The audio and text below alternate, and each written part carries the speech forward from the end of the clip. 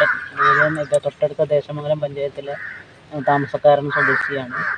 അദ്ദേഹം നമ്മുടെ പഞ്ചായത്തിൽ വന്ന് നമ്മുടെ ദേവസ്വത്തിൻ്റെ മണ്ണിൽ നല്ലൊരു വിളവെടുപ്പാണ് നടത്തിയിട്ടുള്ളത്. ചെണ്ടുമല്ലി എന്ന് പറയുന്നത് നമ്മുടെ ഈ ഓണക്കാലത്ത് ഏറ്റവും ആവശ്യമുള്ളൊരു സാധനമാണ്.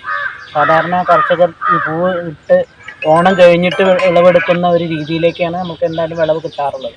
പക്ഷേ കുമാരേട്ടൻ്റെ വിളവ് ഓണത്തിൻ്റെ മുന്നോടിയായിട്ട് ഉള്ളത് കാരണം നമ്മുടെ വിപണിയെ പിടിച്ചു നിർത്താൻ ഒരു താങ്ങാവും എന്നുള്ള ഒരു പ്രതീക്ഷയാണ്. എന്തായാലും നല്ലൊരു മനസ്സ് കുളിർക്കുന്ന ഒരു സംരംഭത്തിൽ തന്നെയാണ് ഞങ്ങൾ ഇന്ന് ഞങ്ങളുടെ തുടക്കം കുറിക്കുന്നത്. അതുകൊണ്ട് ഇനിയുള്ള ദിവസങ്ങളിലൊക്കെ നല്ല വരുമാനം കിട്ടുന്ന രീതിയിലാവട്ടെ എന്ന് ആശംസിച്ചുകൊണ്ട് നിർത്തും. നമ്മുടെ കേരളത്തിൽ പലയിടങ്ങളിലും ഇത്തരത്തിലുള്ള ചെണ്ടുമല്ലി കൃഷികളും പൂക്കൃഷികളും ഒക്കെ ആരംഭിച്ചിട്ടുണ്ട്. കുമരേട്ടനാണെന്നുണ്ടെങ്കിൽ ചെറുകാടിലെ നല്ലൊരു കർഷകനാണ്.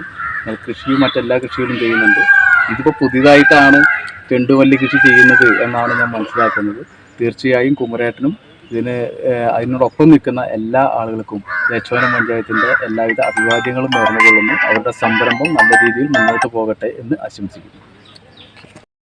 അതിൽ പ്രത്യേകിച്ച് അതിനുവേണ്ടി ജോലി ചെയ്ത അല്ലെങ്കിൽ അതിൻ്റെ ഔദ്യോഗിക സ്ഥാനത്ത് ഉള്ള ഒരാളാണ് നടത്തിപ്പ് കമ്മിറ്റി ശ്രീ കുമരവേല. അദ്ദേഹമാണ് അതിന് നേരിട്ട് അറിഞ്ഞിട്ടുള്ളത്. അതുപോലെ തന്നെ രവി, ഇവർ രണ്ടുപേരാണ് ശരിക്കും ഇതിനു വേണ്ടി അധ്വാനിച്ചിട്ടുള്ള ആൾക്കാർ. അപ്പോൾ അത് നമ്മളൊരു അഭിനന്ദനം അറിയിക്കുന്നത്. 50 സെൻറ്റ് സ്ഥലത്ത് നിങ്ങൾ ഇത് ഇറക്കിയിരുന്നു. 1200 തൈകൾ വെച്ചിട്ടുണ്ട്. അതെല്ലാം പുഷ്പിച്ച് നല്ല മനോഹരമായിരിക്കുന്നു. നമ്മുടെ അമ്പലത്തിൽ അത് വലിയൊരു മുതൽക്കൂട്ടാവട്ടെ.